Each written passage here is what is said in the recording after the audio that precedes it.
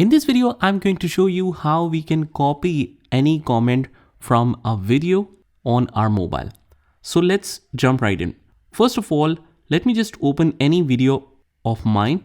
I'll just open this video.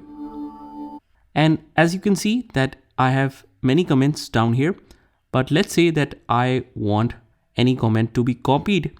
In Android, unfortunately, you don't have the option, but I'll show you a quick technique on how you can do this. All you have to do is just go out of this app and just open the same application on a browser. Just write youtube.com and make sure that you set it to desktop site. After that, I'll just search for my channel. Here is the channel. Here's the videos. Just go to the particular video. So it was this video right here. Let me just open this. And now it is in desktop mode, and under the comment section, let's go here. Now, for example, I want to copy this comment. Now the copy function is working. So just hold your click on any particular word and it will show you the option to copy the comment just like so.